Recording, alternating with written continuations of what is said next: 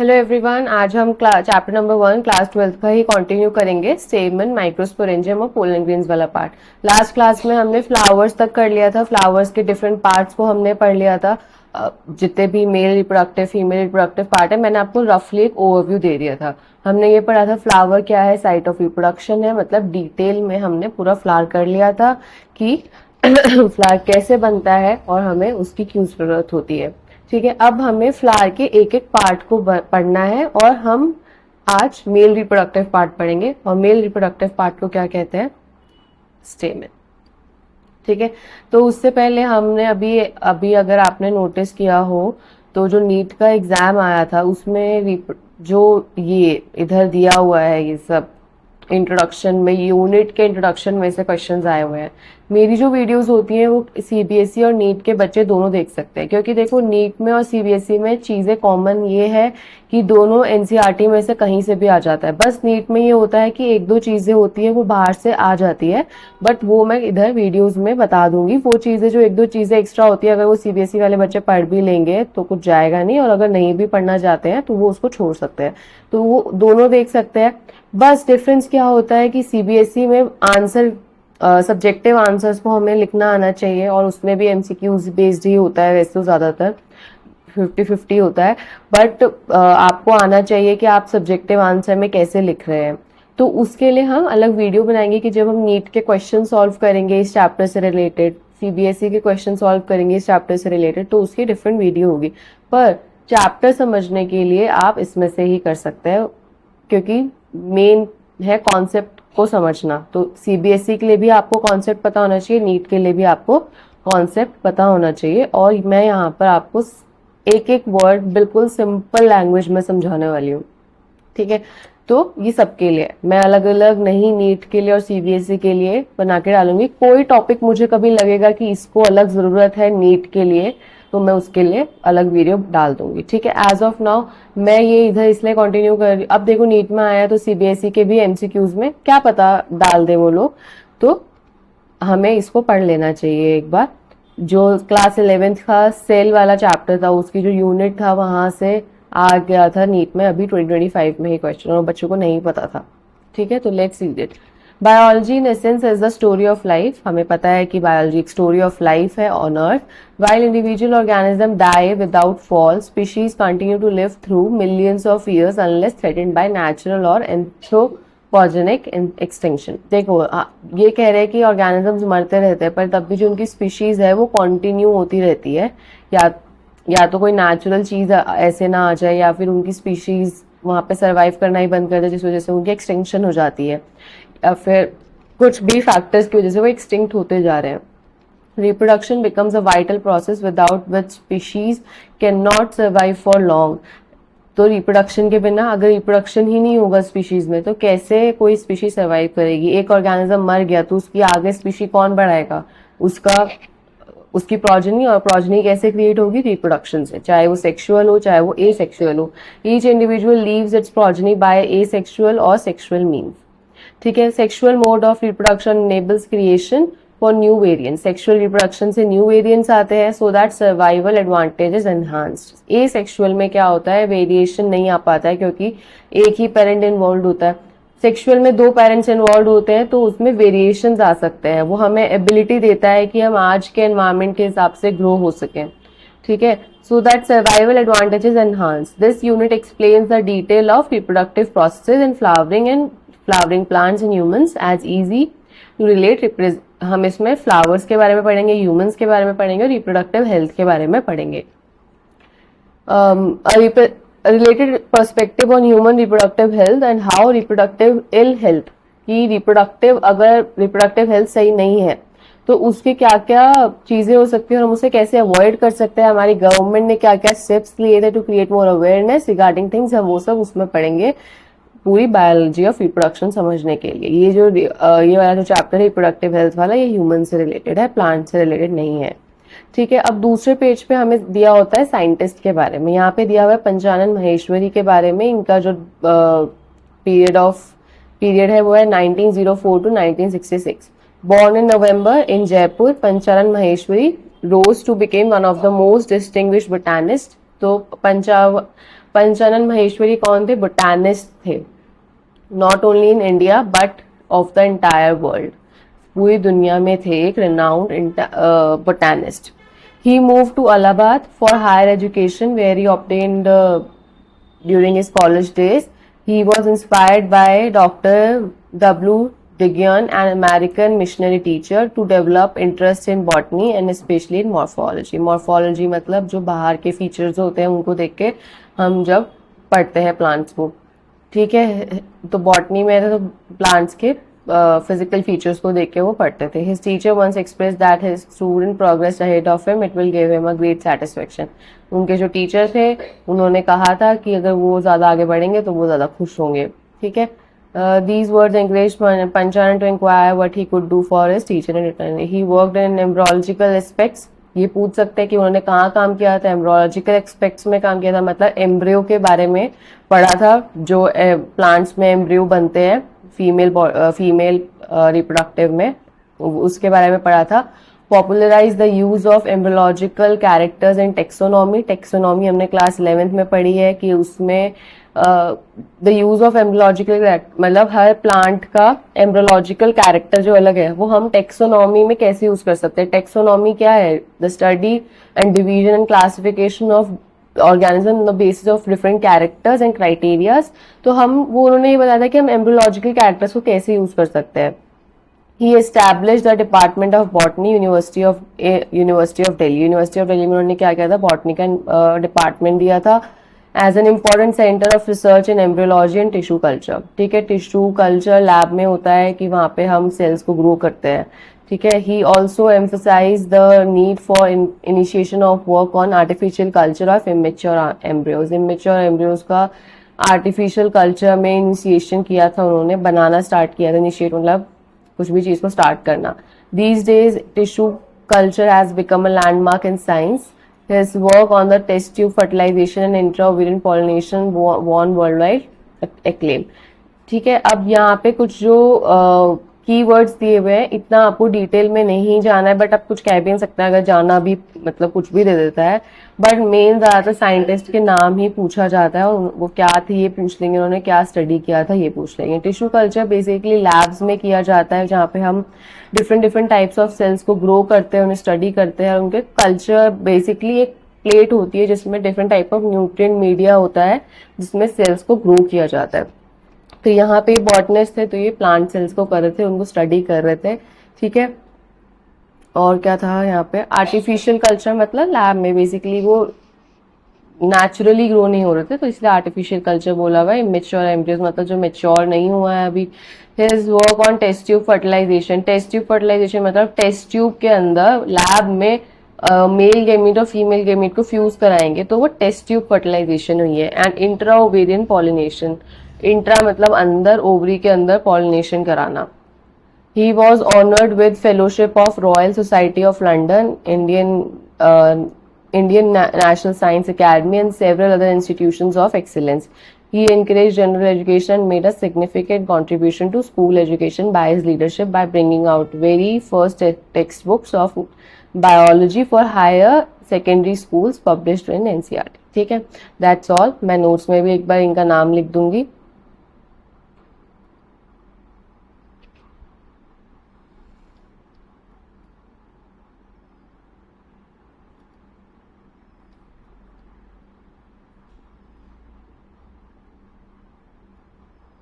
Panchanan Maheshwari,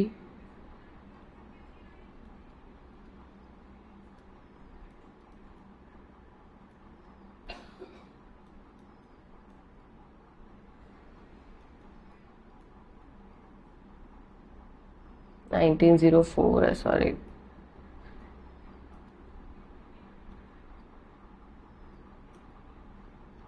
nineteen 1904 to 1906. और उन्होंने क्या क्या दिया था? उन्होंने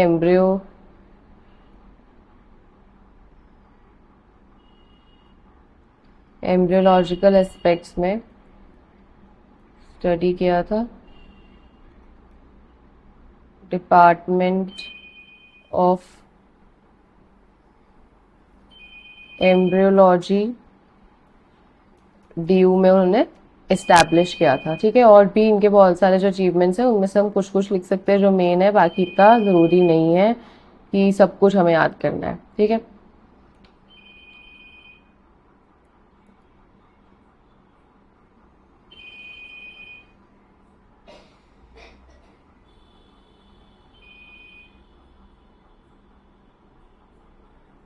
हमने ये सब कर लिया था। आज हमें यहाँ से स्टार्ट करना है, स्टेमन, माइक्रोस्पोरेंजियम एंड पोलन ग्रेन। तो बेसिकली स्टार्ट,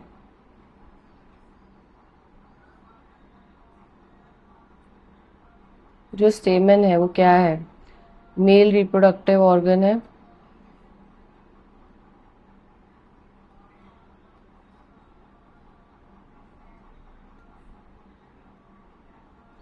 ठीक है, स्टेमन मेल रिप्रोडक्टिव ऑर्गन है। क्या प्रोड्यूस करता है? Produces pollen grains. अभी हम इसके पार्ट्स के बारे में पढ़ेंगे तब आपको क्लियर होगा। और उसमें हमारा क्या होता है? मेल गेमीट होता है। ठीक है, जस्ट अ मिनट।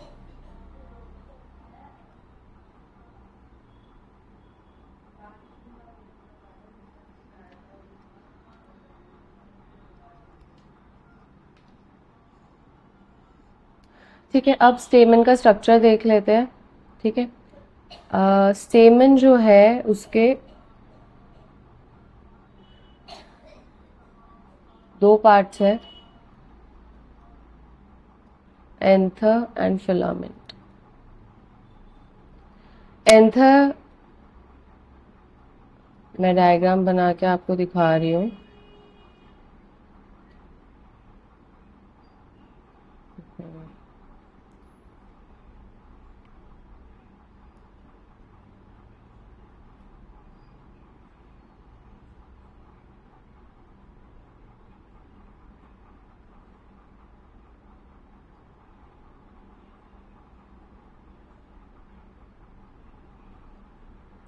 ठीक है, ये एंथर है दोनों, and this is filament.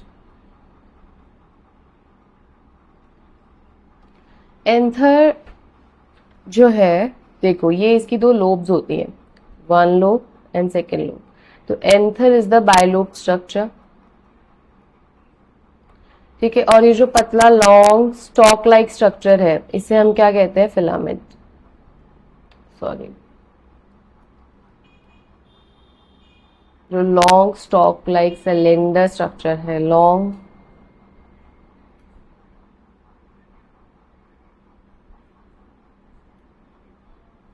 Cylinder stock. ठीक है, तो ये क्या है? Anther, and this is the filament. ये थैलेमस है। ठीक है, अब इसमें एनसीईआरटी में एक लाइन दी हुई है, लेट मी रीड इट और फिर मैं उसे एक्सप्लेन करूंगी। Two parts step of स्टेमन, long and cylinder stock called filament, primary the terminal generally bilobe structure called anther, the proximal end of the filament. ये इंपॉर्टेंट लाइन है, इसमें position पूछ लेते हैं एमसीक्यूज में कभी कभी। The proximal end of the filament is attached to the thalamus और the petal of the flower.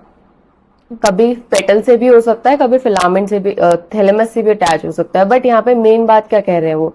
The proximal end of the filament is attach the thalamus. Okay, proximal end of इसका क्या मतलब हुआ? Proximal end of filament, proximal मतलब होता है पास to the point of attachment. Filament का पॉइंट ऑफ अटैचमेंट किससे है? थैलेमस से है। ठीक है, तो थैलेमस के पास इसका प्रॉक्सिमल एंड है फिलामेंट का। तो अगर आपसे कोई पूछेगा फिलामेंट किस कहाँ पे अटैच्ड है, कौन से एंड से अटैच्ड है, तो आप बोलोगे प्रॉक्सिमल एंड से पर अटैच्ड है। कहाँ पे? थैलेमस पे।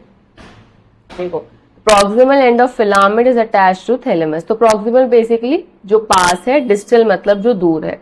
तो अगर हम बोलेंगे कि फिलामेंट के प्रॉक्सिमल एंड पर क्या है, तो आप बोलोगे थैलेमस है। फिलामेंट के डिस्टल एंड पे क्या है? तो एंथर है। डिस्टल मतलब दूर, पॉइंट ऑफ अटैचमेंट। अब देखो इसमें ये चीज भी है कि हम किसके रिस्पेक्ट में बात कर रहे हैं। हम यहाँ पे फिलामेंट के रिस्पेक्ट में बात करें कि वो कहाँ से अटैच हो रहा है तो प्रॉक्सिमल मतलब पॉइंट ऑफ अटैचमेंट के पास, डिस्टल मतलब पॉइंट ऑफ अटैचमेंट से दूर। ठीक है, तो पॉइंट ऑफ अटैचमेंट किसका? फिलामेंट का। कहाँ पे? थैलेमस से।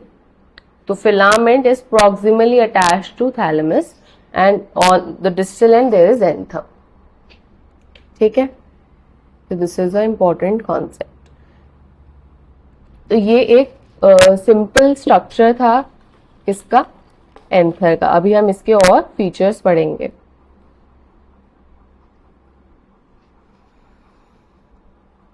अब एंथर को करते हैं। यहाँ पे मैं दोबारा बना दे रही हूँ एंथर।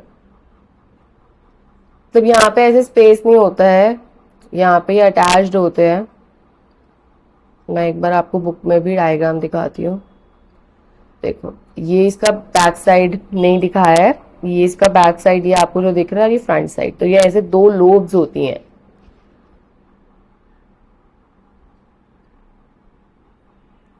ठीक है, अब anther is a bilobed structure. ये हमने कर लिया। बायलोब्ड मतलब दो लोब, टू लोब्स। ठीक है, अब हर लोब में, ये एक लोब है, I am taking one lobe, each lobe has two theca, तो डायथीकस। ईच लोब, हर लोब में दो, हर लोब में दो थीका होते हैं। थीका क्या है? बेसिकली कवरिंग है एक। तो यहाँ पे लॉन्गिट्यूडनली दो थीका है, आप ऐसे कह सकते हो। अभी मैं आपको डायग्राम में दिखाती हूँ। दो theca, two theca in each lobe. तो अगर हम पूरे एंथर की बात करें तो 4 हो गए। ठीक है, 1 2 3 4। ठीक है, कवरिंग बेसिकली हम थीका को कवरिंग कहते हैं। Dithecous, two theca in each lobe. अब ये एंथर का स्ट्रक्चर था। अब जब आप इसको देखोगे ऐसे, ये डिवाइड हो गया 4, तो ये 1 2 3 4, तो यहाँ पे इसके 4 पार्ट्स हो गए। दो, एक एंथर में दो लोब्स हैं और दो, हर लोब में दो थीका है। तो जब ये दो थीका हर लोब में बन जाते हैं तो एज अ टोटल ये क्या हो गया? टेट्रागोनल स्ट्रक्चर हो गया। टेट्रागोनल, टेट्रागोनल मतलब 4 साइडेड। टेट्रागोनल मतलब क्या होता है? 4 साइडेड। ठीक है, टेट्रागोनल स्ट्रक्चर है। अब हर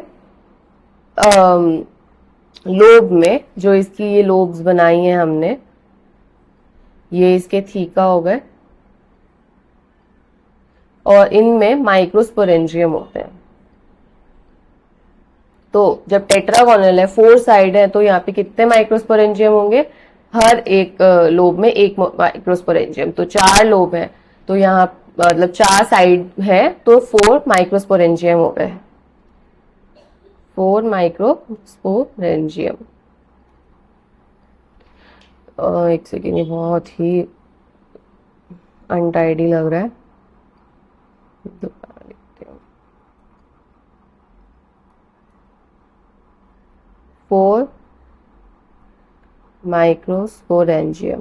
आप जब यहाँ पे पढ़ेंगे तो बैठ के सिर्फ वीडियो नहीं देखना है, साथ ही साथ नोट्स बनाने हैं। हाथ चलता रहता है तो याद हो जाते हैं चीजें।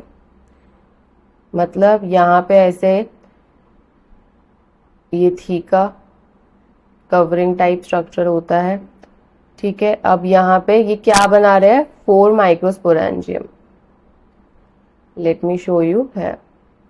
ठीक है, ये एंथर है, फिलामेंट स्टॉक। अब ये 3 डायमेंशनल स्ट्रक्चर, इसको यहाँ पे कट कर दिया। तो देखो, इसको जूम कर रही हूँ। 1 2 3 4, ये थीका यहाँ पे बन गया इसके लॉन्गिट्यूडनली। लॉन्गिट्यूडनली मतलब इस डायरेक्शन में। ठीक है, 1 2 3 4, तो यहाँ पे हर एक कॉर्नर पे एक माइक्रोस्पोरेंजियम है। ठीक है, जैसे मैंने अभी आपको बताया 1 2 3 4। अब 4 माइक्रोस्पोरेंजियम क्या बनाते हैं? Develops pollen sacs. Pollen sacs क्या होते हैं? पोलन सैक्स के अंदर क्या बनेंगे? सिंपल। एंड जो हमारा स्टेमन है उसका मेन काम क्या है? मेल गैमीट बनाना। मेल गैमीट बनाना है। मेल गैमीट कहाँ बनेगा? एंथर के अंदर बनेगा। एंथर क्या बनाएगा? पोलन ग्रेन बनाएगा। पोलन ग्रेन के अंदर होता है हमारा मेल गैमीट। तो बेसिकली एंथर का काम ही है पोलन ग्रेन बनाना। पोलन ग्रेन ही फिर आगे डिस्पर्स होता है, अलग अलग जगह जाता है और फिर आगे फर्टिलाइजेशन होती है। ठीक है, तो this was the pollen grain. यहाँ पे एनसीईआरटी में से रीड कर लेते हैं। ये बता दिया मैंने आपको। The number and length of the stamens are variable in flowers of different species. ये हम एक टाइप का पढ़ रहे हैं, बट नंबर अलग होते हैं, लेंथ अलग होती है स्टेमन्स की अलग अलग स्पीशीज में। If you were to collect stamen each from 10 flowers and arrange them on a slide, you would be able to appreciate the large variation in size and seen in nature. ठीक है, a typical angiosperm anther is bilobed in each lobe having two theca, that is they are diathecous। Her lobe में दो theca होते हैं, मतलब वो डायथीकस है। Often a longitudinal groove, longitudinal groove runs lengthwise separating the theca। longitudinal मतलब this way। ठीक है, let us understand the various types of tissues and their organization in the transverse section of an anther। Transverse section में हम उसके different types of tissues पढ़ेंगे। A bilobe nature of an anther is very distinct in the transverse section of the anther. Bilobe nature मतलब दो lobes हम easily देख सकते हैं ट्रांसफर सेक्शन में। The anther is a four sided tetragonal structure consisting of four microsporangia. देखो, microsporangium और microsporangia same ही बात है, प्लूरल और सिंगुलर की बात है बस। located at the corners in located at the corners in two in each lobe। ठीक है, हर लोब में दो माइक्रोस्पोरेंजिया होते हैं। The microsporangia develops further and becomes pollen sacs. Then they extend longitudinally all through the length of an anther and are packed with pollen grains। उनमें pollen grains बनते हैं pollen sacs में। ठीक है, स्ट्रक्चर ऑफ माइक्रोस्पोरेंजिया। अब इसकी जो different layers है, यहाँ पे ना ज़्यादा कुछ मेंशन नहीं है लेयर्स के बारे में, बट मैं आपको यहाँ लिखवाऊंगी।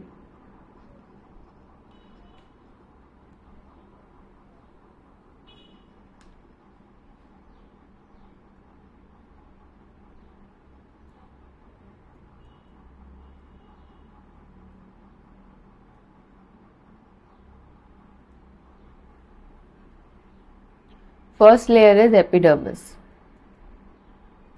The outermost layer. Epidermis चाहे प्लांट्स हो, चाहे एनिमल्स हो, चाहे कोई भी ऑर्गेनिज्म हो, एपिडर्मिस हमेशा top most outer most layer होती है जो हमें प्रोटेक्ट करती है। हमारी जो स्किन होती है उसके उसमें भी एपिडर्मिस सबसे ऊपर होती है, हमें प्रोटेक्ट करती है ताकि हमारी बॉडी के अंदर जर्म्स और भी चीजें एंटर ना कर सके। ठीक है, तो इसका फर्स्ट क्या है? ये फर्स्ट लेयर है। ठीक है, आउटर मोस्ट हो गई। क्या काम करती है? Protection, डिहाइसेंस।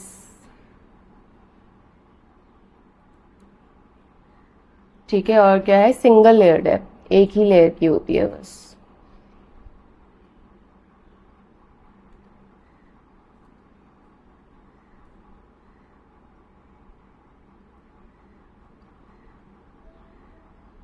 Epidermis.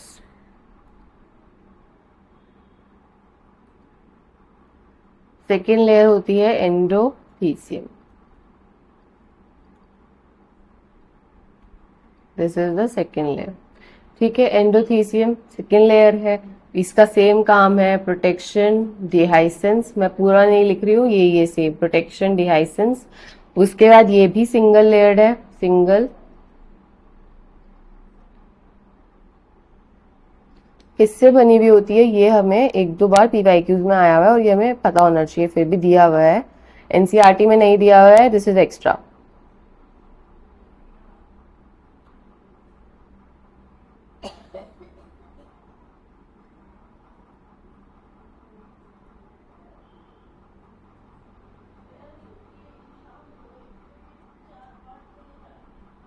Just a minute.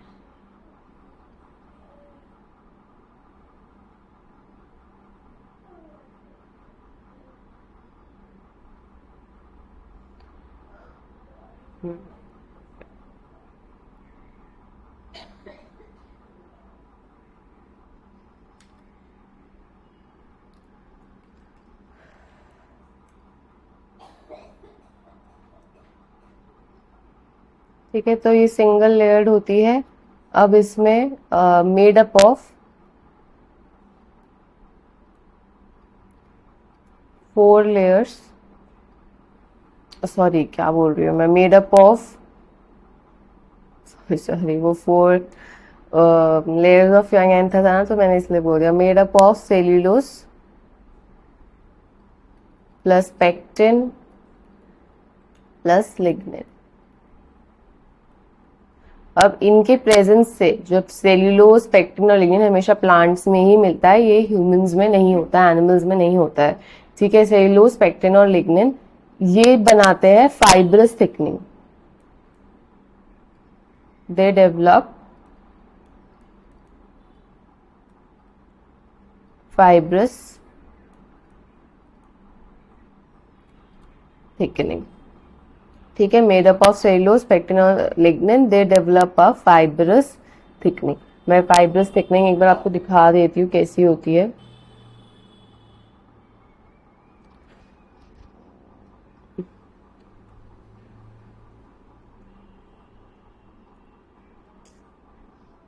Fibrous thick,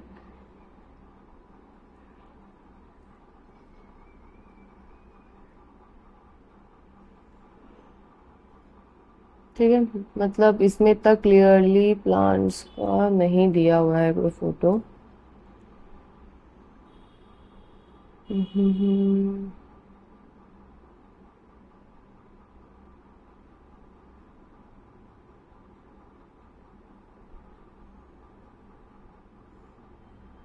basically देखो फाइबर क्या करता है, फाइबर कहीं भी होता है तो वो उसमें थोड़ा कैसे बताऊं, यहाँ पे भी सेल्यूलोज आ जाता है ना, वो वहां पे एक फाइब्रस मटेरियल, फाइबर मतलब छोटे छोटे धागे, धागेदार स्ट्रक्चर बना देता है। हाँ, धागेदार would be the right word. Strengthen करता है बेसिकली, सेल्यूलोज की प्रेजेंस की वजह से फाइब्रस थिकनिंग बन जाती है।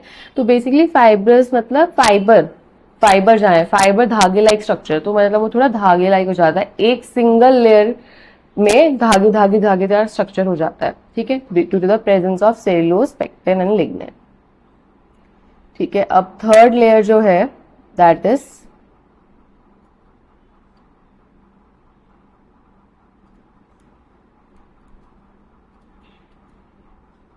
Middle layer.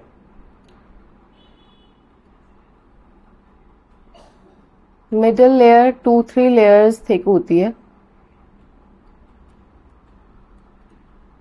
ठीक है, और ये एफीमेरल होती है।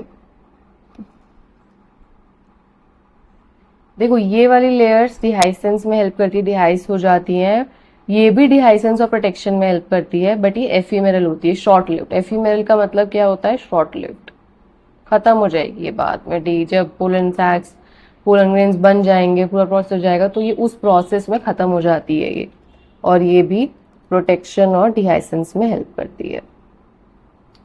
ठीक है, फोर्थ लेयर हमारी कौन सी है, टेप्टम। This is the most important one, टेप्टम, fourth layer. ठीक है, टेप्टम का काम क्या है, सबसे मेन काम है उसका न्यूट्रिशन प्रोवाइड करना। ठीक है, तो टेप्टम इज द इनर मोस्ट, जो सबसे पास होती है हमारे पोलन सैक के, और जो पोलन ग्रेन्स को न्यूट्रिशन प्रोवाइड करती है। मल्टी न्यूक्लिएटेड होती है ये।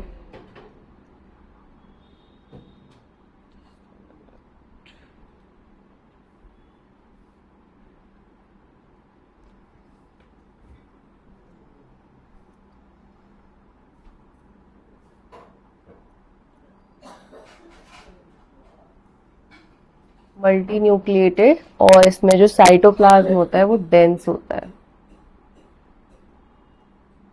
अब देखो जो भी चीज, उसका काम क्या है, न्यूट्रिशन प्रोवाइड करना, न्यूट्रिशन टू ग्रोइंग या डेवलपिंग पोलन ग्रेन्स। ठीक है, पीजी मतलब पोलन ग्रेन्स। अब देखो ये जो मल्टी न्यूक्लिएटेड और डेंस साइटोप्लाज्म है, एनसीईआरटी में एक क्वेश्चन दिया हुआ है, पूरा पढ़ूंगी। Can you think of how tapetal cells could become binucleate. Binucleate मतलब एक से कि दो न्यूक्लियस है एक सेल में। ठीक है, देखो मल्टी न्यूक्लिएटेड, एक सेल में एक न्यूक्लियस होता है, इतना तो हमें पता है, एक सेल में एक ही न्यूक्लियस होगा। क्यों? जब सेल डिवाइड होता है, मान लो इस सेल को डिवाइड होना है, तो ये पहले क्या करेगा, ये न्यूक्लियस को डिवाइड करेगा। जैसे ही न्यूक्लियस डिवाइड होगा वैसे ही साइटोप्लाज्म डिवाइड होकर दो डिफरेंट सेल बन जाएंगे। This is a usual cell division का प्रोसेस। ठीक है, पर जब मल्टी न्यूक्लिएटेड सेल बनता है, तो ये एक सेल है, इसको मल्टी न्यूक्लिएटेड सेल बनना है, तो ये यहाँ पर ही अपने नंबर ऑफ न्यूक्लियस को इंक्रीज करता जाता है। ठीक है, तो मतलब जो न्यूक्लियर डिवीजन है, न्यूक्लियस की डिवीजन है, वो डायरेक्टली फॉलो नहीं होती है साइटोप्लाज्म, मतलब न्यूक्लियर डिवीजन होते ही साइटोप्लाज्मिक डिवीजन नहीं हो जाता है। न्यूक्लियस का नंबर बढ़ता जाता है, इसको फ्री न्यूक्लियर डिवीजन कहते हैं। हो सकता है ये और बढ़ जाए। ठीक है, तो this is free nuclear division. ठीक है, तो फ्री न्यूक्लियर डिवीजन में न्यूक्लियस के डिवीजन के बाद डायरेक्टली साइटोप्लाज्म का डिवीजन नहीं हो जाता है, वहां पे कुछ पॉज होता है या फिर किसी किसी में होता ही नहीं हुआ। ठीक है, तो ये जैसे हुआ, तो इसमें क्या हुआ, दो न्यूक्लियस डिवाइड हुए, उसी टाइम साइटोप्लाज्म में डिवाइड हो गया नॉर्मल सेल्स में।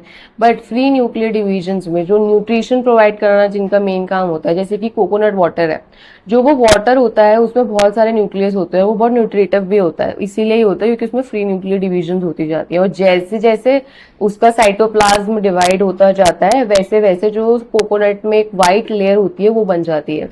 तो ऐसा नहीं है कि ये डिवाइड नहीं होगी, साइटोप्लाज्म होगी, बट विद अ पॉज होगी। ठीक है, तो ये हमारी टेप्टम है। In a transverse section, a typical microsporangium appears near a circular in outline. It is generally surrounded by four layers: the epidermis, endothelium, middle layer, and the tapetum. The outer three wall layers perform the functions of protection and help in dehiscence of the endo to release the pollen. Dehiscence का मतलब क्या होता है? सूख कर फट जाना, और फिर जो अंदर पोलन ग्रेन्स है वो बाहर आ जाएंगे। ठीक है, the innermost wall layer is the टेप्टम. It nourishes the developing pollen grains. Cells of the tapetum possesses dense cytoplasm and generally have more than one nucleus. ठीक है, मल्टी न्यूक्लिएटेड हमने बोला है उसको। Can you think of how tapetal cells could become binucleate? यहाँ में bye मतलब दो, पर वो मल्टी कितने भी हो सकता है उसमें न्यूक्लियस, तो मैंने आपको बता दिया, due to free nuclear divisions. ठीक है, एक बार इसको डायग्राम में भी हम देख लेते हैं। हमेशा ये जो नीचे इसके डिस्क्रिप्शन लिखा है वो देना है। कभी कभी डायग्राम्स में कुछ चीजें मेंशन होती है जो टेक्स्ट में नहीं होती हैं, तो डायग्राम सारे बहुत इंपॉर्टेंट है, नीचे का टेक्स्ट भी इंपॉर्टेंट है। ठीक है,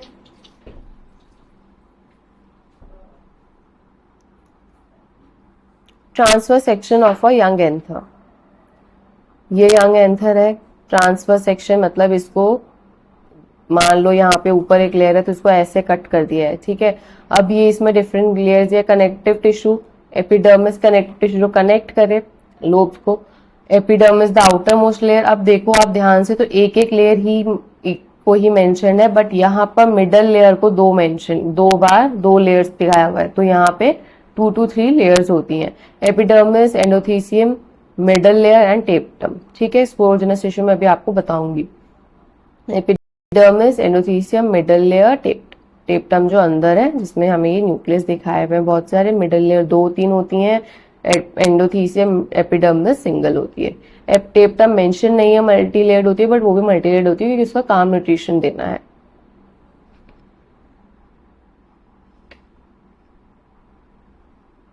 ठीक है, let's come the next part.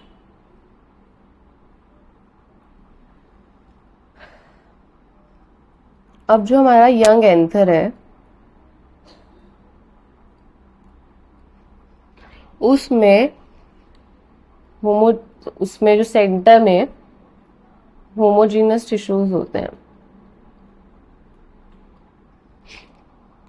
Sorry homogeneous sales होते हैं।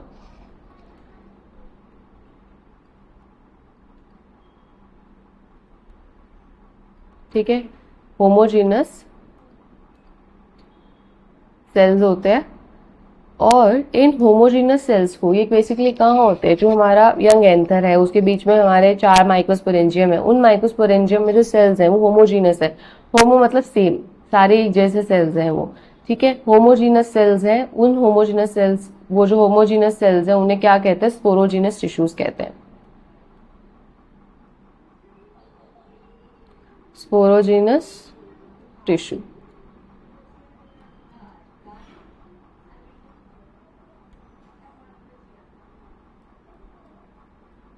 ठीक है, स्पोरोजीनस टिश्यू होमोजीनस सेल से बनते हैं। स्पोरोजीनस टिश्यू, होमोजीनस मतलब सेम, होमो मतलब same, same type of cells होते हैं। अब जो स्पोरोजीनस टिश्यू है वो डिप्लॉयड होता है। डिप्लॉयड क्यों होता है, क्योंकि माइटोसिस से बनते हैं। माइटोसिस का काम क्या होता है, वो इक्वेशनल डिवीजन होती है और उसका नंबर बढ़ाना काम होता है, इंक्रीज नंबर ऑफ सेल्स, और वो क्या है, इक्वेशनल डिवीजन है, तो उसमें प्लॉइडी नंबर कभी कम नहीं होता है, और वो जर्म सेल्स को मतलब सेक्स सेल्स को छोड़कर सब में होती है। ठीक है, गेमीट्स बनाना काम मियोसिस का होता है, माइटोसिस का काम गेमीट्स बनाना नहीं होता है। तो ये गेमीट नहीं है स्पोरोजिनस टिश्यू, ये बनाएगा गेमीट।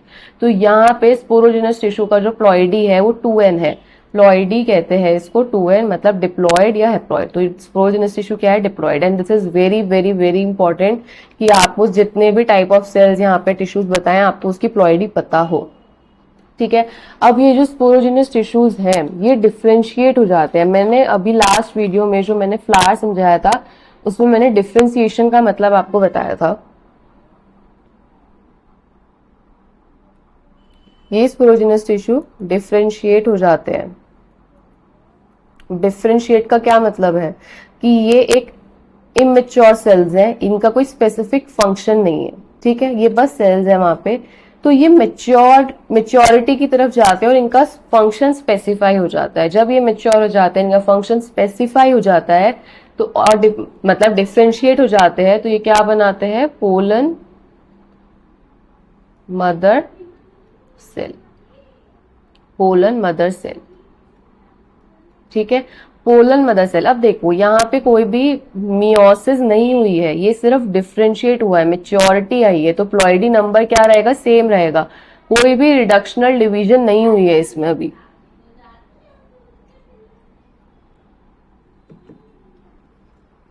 ठीक है, पोलन मदर सेल जो है वो स्पोरोजिनस टिश्यू से बना है। स्पोरोजिनस टिश्यू की जो सेल्स थे वो बस मेच्योर हो गए, उसमें ऐसा नहीं हुआ है कि क्रोमोसोम नंबर कम हो रहा है तो प्लॉइडी नंबर कम हो जाएगा। प्लॉइडी नंबर बेसिकली क्या है, क्रोमोसोम नंबर है। डिप्लॉयड मतलब क्या है, क्रोमोसोम नंबर 46 है।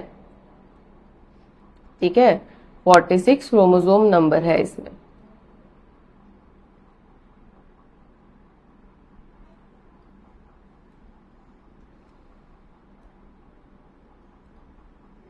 ठीक है, अब पोलन मदर सेल्स जो है इनका मेन काम है, ये क्या करेंगे, they will undergo meiosis, they will undergo meiosis. Meiosis क्या है, रिडक्शनल डिवीजन है। Pollen mother cells they will undergo meiosis which is a reductional division. Reductional division, reduction किसका कर रहे हैं वो, क्रोमोसोम नंबर का। meiosis is a reductional division. अब क्रोमोसोम नंबर क्यों रिड्यूस होते हैं ये भी मैं बता देती हूँ, ताकि आपको कहीं और जाके इसको फिर ना समझना पड़े अगर आपको नहीं आता है तो। ठीक है, देखो ये एक सेल है, ये पोलन मदर सेल था, इसका 46 क्रोमोसोम नंबर है, 46 ही होते हैं। ठीक है, एक्सेप्शन इज ऑलवेज देयर, कुछ कुछ में हो सकता है कम ज्यादा हो, बट एक इन जनरल 46 क्रोमोसोम्स होते हैं। ठीक है, जब ये 46 क्रोमोसोम रिडक्शन डिवीजन करेंगे, मेयोसिस करेंगे, तो इनका जो क्रोमोसोम नंबर है वो डिवाइड हो जाएंगे, ये 23 में 23। तो ये मान लो ये मेल गैमीट है, ये मान लो ये फीमेल गैमीट है। ठीक है, फीमेल के पास भी 23 है, रिडक्शनल डिवीजन तो फीमेल में भी हुई होगी, मेल के पास भी 23 है। अब 23 अब देखो एक नई प्रोजेनी कैसे बनेगी, जब ये 23 मिलके दोबारा से 46 बना देंगे, है ना, 46 ही होगा टू क्रिएट द बैलेंस। 46 से ज्यादा क्रोमोसोम नंबर होंगे तो कोई डिफेक्ट्स हो जाएंगे, अब वो सर्वाइव नहीं करेगा।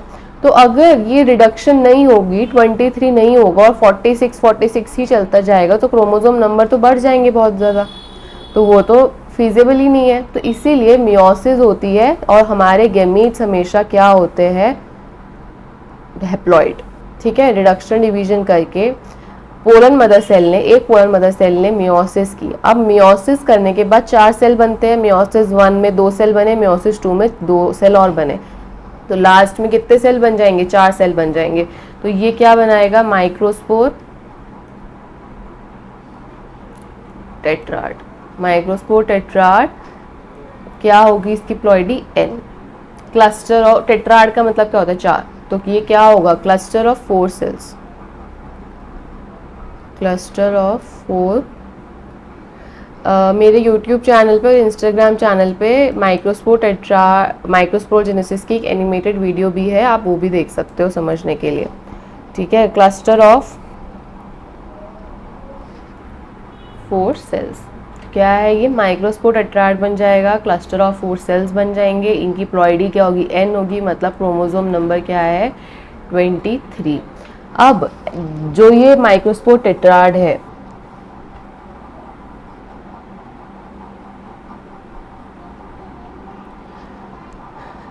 देखो ये ऐसे टेट्राड बन जाता है। ठीक है, ये 4 सेल फॉर्म हो गए। जैसे अब ये जो हमारा एंथर है, एंथर मैच्योर होगा, एंथर मैच्योर्स, जब एंथर मैच्योर होगा तो वो डिहाइड्रेट होने लगेगा, डिहाइड्रेट होने लगेगा। तो उसमें जो ये माइक्रोस्पोर्स बने हैं 1 2 3 4, ये माइक्रोस्पोर्स बने, अब ये इकट्ठे जुड़े हुए हैं, ये अलग अलग हो जाएंगे। ठीक है, और जब ये अलग अलग हो जाएंगे, जब ये मैच्योर हो जाएंगे, बेसिकली जब एंथर मैच्योर होकर डिहाइड्रेट हो जाएगा और डिसोसिएट हो जाएंगे ये माइक्रोस्पोर्स। ठीक है, तो हम इन्हें क्या बोलेंगे, पोलन ग्रेन्स। पर यहाँ पे कुछ नंबर ऑफ स्टेप्स इन्वॉल्व होते हैं एक माइक्रोस्पोर को पोलन ग्रेन बनाने में, एक मैच्योर पोलन ग्रेन बनाने में, जो कि मैं अभी आपको बताऊंगी। ठीक है, बट हमारा जो एक बेसिक माइक्रोस्पोरोजेनेसिस का प्रोसेस है वो क्या है, ये था। ठीक है, माइक्रोस्पोरोजेनेसिस क्या होता है, बेसिकली माइक्रोस्पोर्स जेन, सो देखो दिस होल प्रोसेस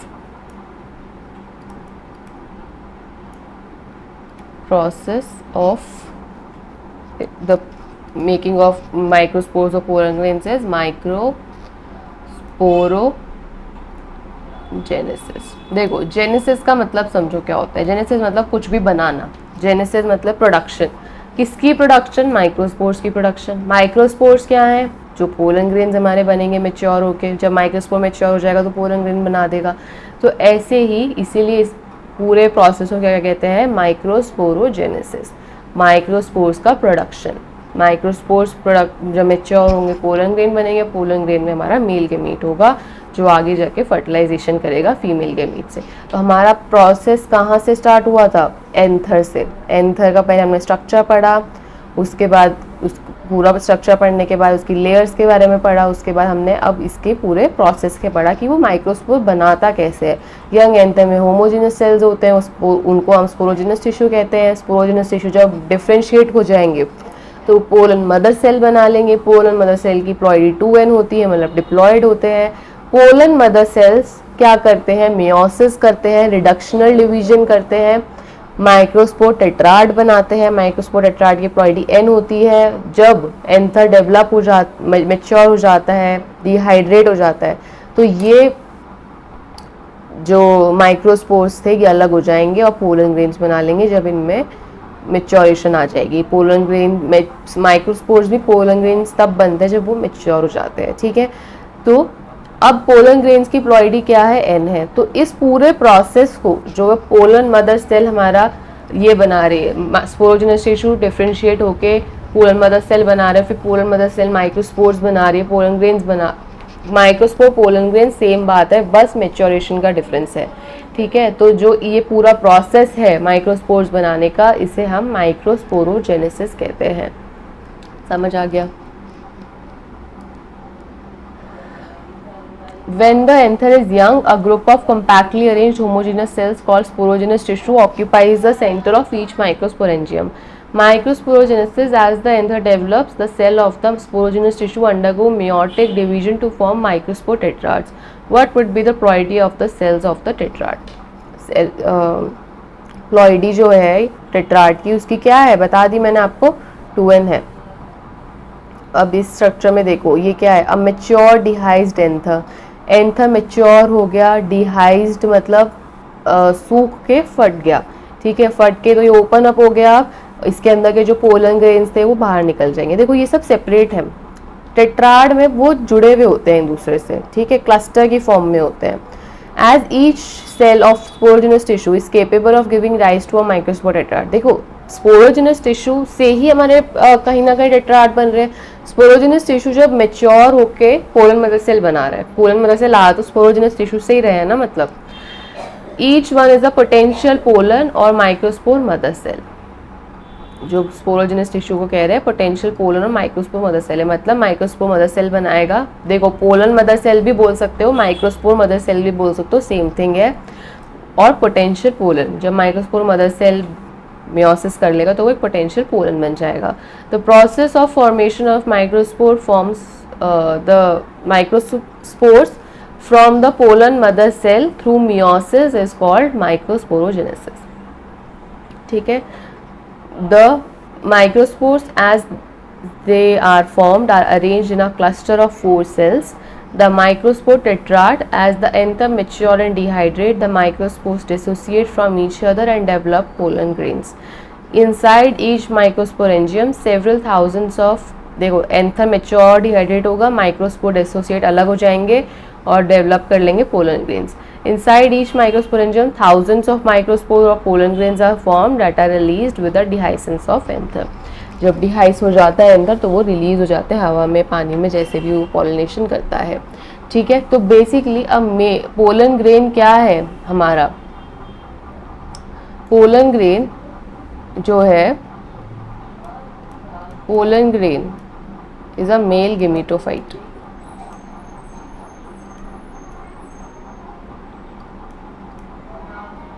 ठीक है, ये याद रखना है बेटा।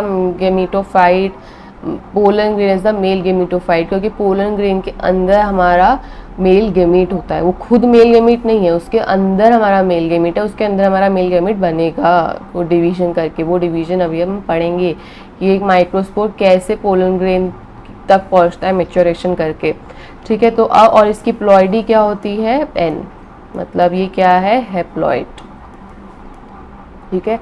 नेक्स्ट वीडियो में पोलन ग्रेन्स को पूरा अच्छे से डिटेल में पढ़ेंगे, कैसे मैच्योर होता है माइक्रोस्पोर से पोलन ग्रेन बनता है, जो यहाँ से हमें दिया हुआ है पोलन ग्रेन, ये रिप्रेजेंट्स द मेल गेमेटोफाइट, ये मैं आपको बता दिया है।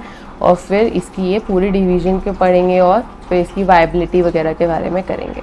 ओके, आई होप ये सब समझ आ गया होगा। सारे डायग्राम्स हमने कवर कर लिए हैं और सारी छोटे छोटे वर्ड्स भी हमने कवर कर लिए हैं। और अगर आपको इस चैप्टर के जो अभी हम नोट्स बना रहे हैं साथ के साथ उसकी PDF चाहिए तो you can just go and download my app, ठीक है। ऐप का जो लिंक है वो बायो में है, ऐप को डाउनलोड करो, वहाँ पे जो फ्री स्टडी मटेरियल्स होते हैं उसमें मैं ये सारे PDFs को डाउनलोड कर देती हूँ। और अगर आपको हमारा ऑनलाइन कोर्स ज्वाइन करना है तो आप वो भी कर सकते हो हमारे ऐप के थ्रू या वेबसाइट के थ्रू, उन सब के लिंक हमारे लिंक बायो में है।